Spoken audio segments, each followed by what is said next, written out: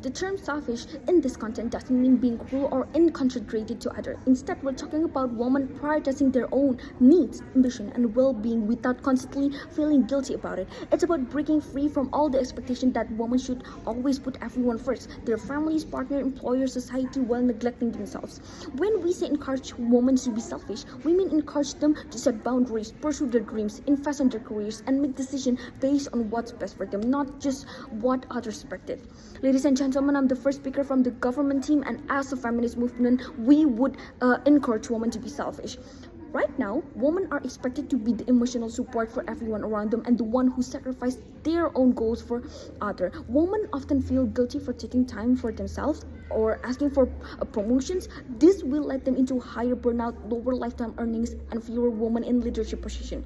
There are some people who will get the impact. For example, the first one is that the women themselves, which they will dealing with lots of exhaustion and then financial security and then unfulfilled potential and dreams. And second one is that the families, which is her child or partner who benefits from women's care but needs to adjust their own expectation. And then the third one is that the employers, the one who used to take advantage of women's tendency to give them lots of work without any compensation. The fourth one is that the society, which they relies heavily on women's labor but doesn't value or support it, instead using them as an opportunity to retain it for their own ego.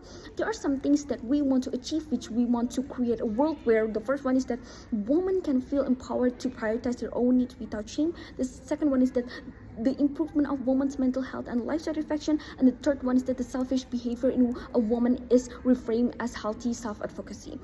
Why does it sound so urgent, ladies and gentlemen? This issue demands immediate attention because we're losing an entire generation as woman potential.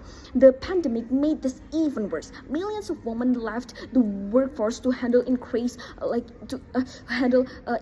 care responsibilities, setting back decades of progress. Meanwhile, we are seeing alarming rates of anxiety and then depression among young women who feel overwhelmed by competing expectations. The behavioral narrative has become toxic because it assumes that women must excel everything, meanwhile man doesn't feel the same pressure. Many countries need more workers as their population get older, but women can't fully contribute to the economy if they're stuck doing most of the caregiving at home. We need to change this now before it gets harder to fix. How do we actually fix this thing step by step, ladies and gentlemen? The first one is that when society labels ambitious women as selfish while praising ambitious men as leader, we need to expose this hypocrisy loudly. Challenge every workplace or media outlet that shames women for putting themselves first. Make people uncomfortable with their bias until they finally change. The second one is that nice requests didn't work. We need to get confrontational about policies that force women into unpaid care work. Fight for the mandatory paternal leave, not optional but required, so men cannot opt out of parenting. Demand the government to stop treating childcare as a woman issue and start treating it as economic infrastructure.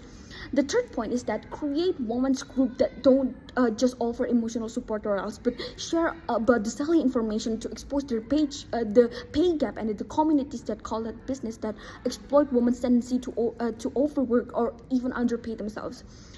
I will separate my argument into 3 points of view, which is the first one is the economic point of view.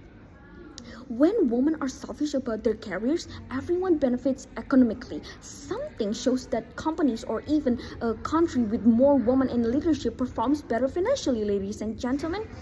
Countries with higher female workforce participation have stronger economic. Like, for example, Finland. Finland is the most happy country and the economic is very, very stable for now on.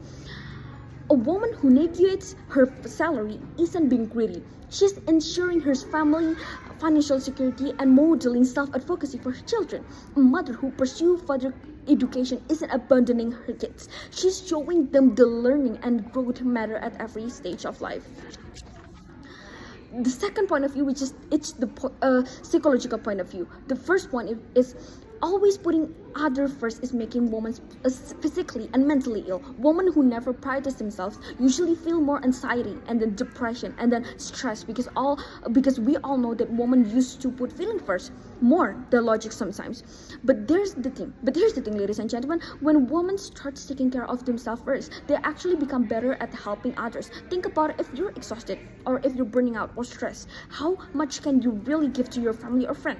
When women protect their own time, energy, and even they can do their own passion and willings, they will be happier and healthier. That makes them a better mother, partner, and also friends. The third point of view, which is the social point of view, which is encouraging women to be selfish, is actually about equality. We're not asking women to become heartless. We're asking society to stop expecting to be saints. Men have always been allowed to prioritize their career, ambition, and then the personal needs. It's time for women had the same freedom without being labeled as bad mothers, bad wife, or bad woman. This isn't about women becoming the worst stereotypes of selfish men. It's about women having the permission to pursue their goals, protect their well-being that society has always granted them. Thank you.